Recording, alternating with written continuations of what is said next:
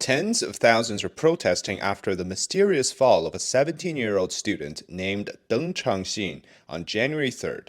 People are angry.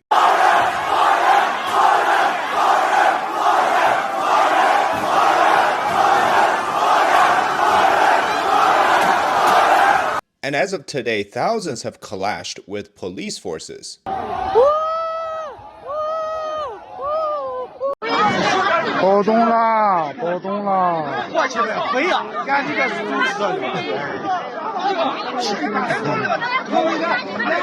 In the process of demanding the truth about the boy. This happened at the Pucheng vocational school in Shanxi province. According to the official notice, there is no criminal investigation. The suspicious way in which the school treated the parents and relatives and the way that the people, the local residents, are reacting to the situation tells us that something fishy is going on here. According to internet information, he was bullied in school and his fall is quite suspicious. And there's also a rumor circulating that he was actually pushed instead of a self-inflicted one. Here's the background story. Dang's mother arrived at the school in the early morning of January 2nd after receiving a call from a teacher saying that there's something urgent had happened to her son at the school. And this is all according to the post that was released by the uncle of the mother of this child. When she arrived at the school, the teacher took her to a classroom and wouldn't tell her or let her go somewhere to find out what was happening.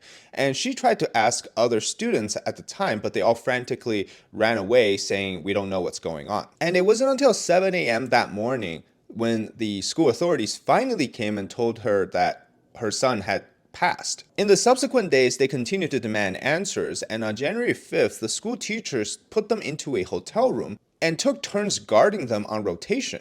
All this time, the boy's phone and watch were confiscated. The pictures inside his phones were deleted. If this all sounds familiar, it's because exactly about a year ago, there was another case with a student, 14-year-old in that case, who also his life was ended, and the parents tried to seek answers, and the school authorities didn't say anything was happening. Finally, they were forced to take some compensation of a lump sum amount, and that was the end of the story. That also triggered a massive protest. Now we see videos showing Deng's family, the mother holding the portrait of the child and crying, protesting outside of the school.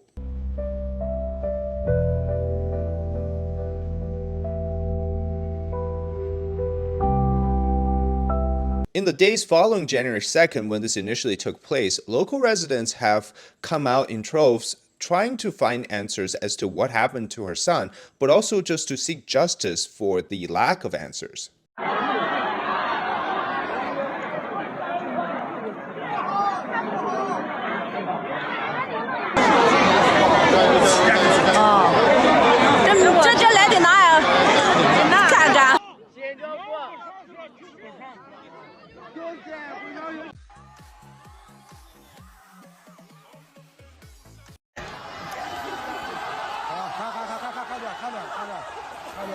It culminated on January 5th, the night of, to the morning of January 6th, which is today as you see this video, pushing down barricades, clashing with the police.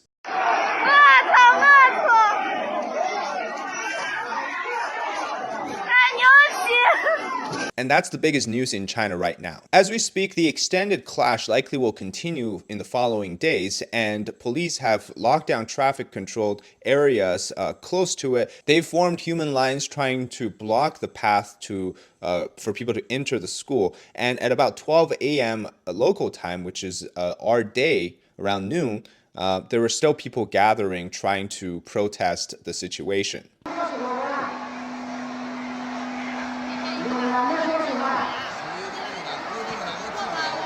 Now, as we speak, Dang's mother has posted a video on Chinese social media telling people to listen to the authorities, the official statements, and in the comments, it seems like she has accepted the compensation, a total amount of about 3 million yuan, or about 400 US dollars in settlement. Now, it's unclear if she voluntarily took this amount or she was forced to, but to be frank with you, the only way that this story would end is the local authority is going to force the parents or the family to take that money. Otherwise, they're not getting anything because they're not winning a lawsuit against the school.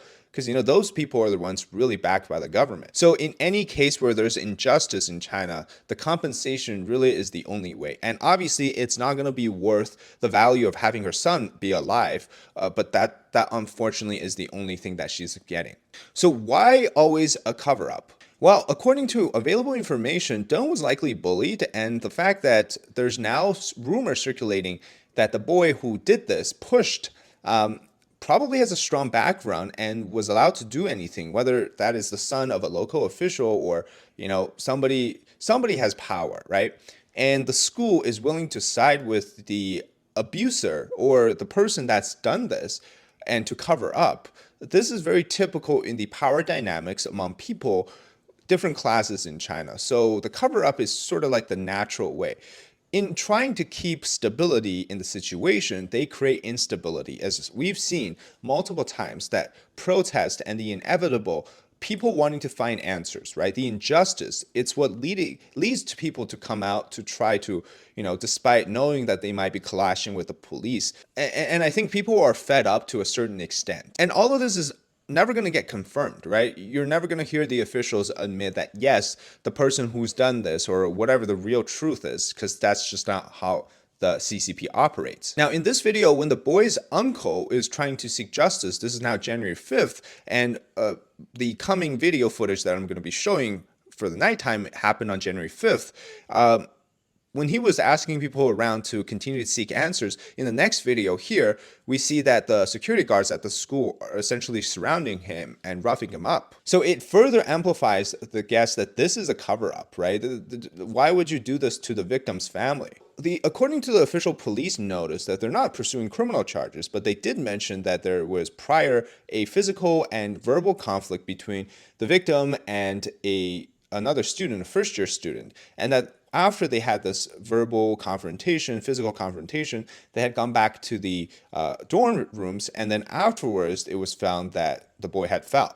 But that really answers no question as to why the school is covering that up. If it was really a simple case of he voluntarily chose to end it versus, what was happening, why don't you interview that student that he was having a conflict with? None of that is being revealed, and the lack of transparency is why people continue to protest and continue to try to seek answer.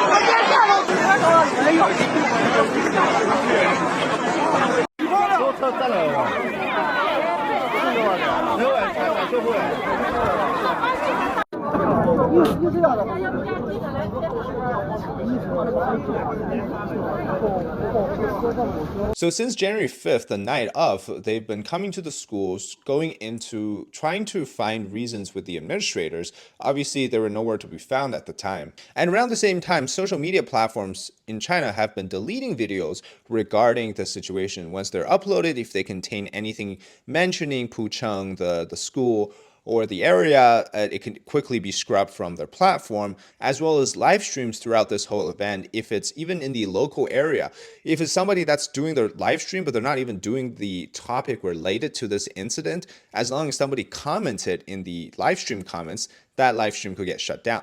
So people are saying, don't talk about this case, because they don't want their live streams to be shut down. And so fast forward to today, more people showed up to try to find answers. Now we're talking about tens of thousands. They've started in the early morning. They've rushed down the gates. The police have been dispatched. They came with riot shields and batons. The people were fighting back. So now all the footage that I'm going to be showing are from today. They did find the vice principal of the school and surrounded him demanding answer. And many made their ways inside the school. They smashed a window, they went into the cafeteria, they went into the school teacher's office, and they just started to smash things up because they're so angry. And this clash extended till the early morning of the local time, which is now the following day for China. And people were still out on the street, they're still protesting. And because they've overpowered the police, we're now seeing streets filled with people and they're really just trying to keep this flame ignited and alive. And I think this is something that really needs to happen if they're trying to find answers. Now, we're going to likely see the next step is the higher level, the higher tier of government. So it could be the city level or the township level or even the provincial level government step in to do their independent quote unquote investigation, which obviously is not going to be independent. But that's the idea. They escalate this until it reaches a certain point where the official says, let's end here. But it seems like in this case, because the mother had already released a video, it seems like the case is going to get shut down fairly quickly. And unfortunately, it might just end up being another of those miserable, unanswered experience in China. And that's just how it is. It'll end with the victim's family receiving a little bit of compensation, not enough to be worth of the life that they just lost.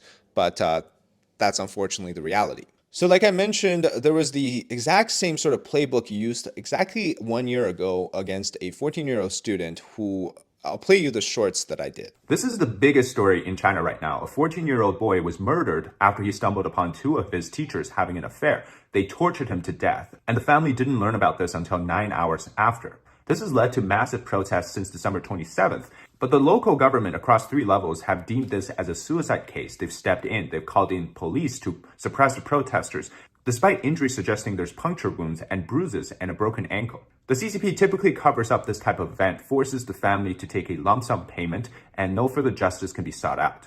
This story made it to state media, and they continually repeated the suicide narrative, but all the comments are satirical.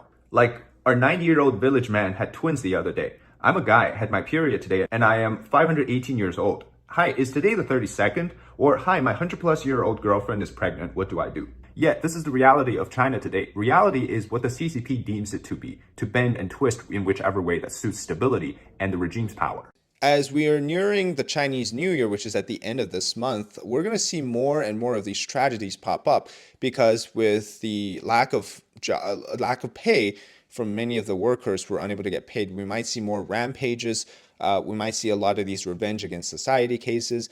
In schools, everybody, every level of society is having this pressurized reaction to the world. And unfortunately, a lot of that ends in misery. So I hope you understood the situation. Let me know in the comments if you have any questions about this case and what you might have found online regarding the Pucheng incident that just happened in recent days. All right, thanks for watching China Insider. Make sure to subscribe to the channel if you haven't already. Comment below your thoughts and like this video as well. All right, until next time, bye-bye.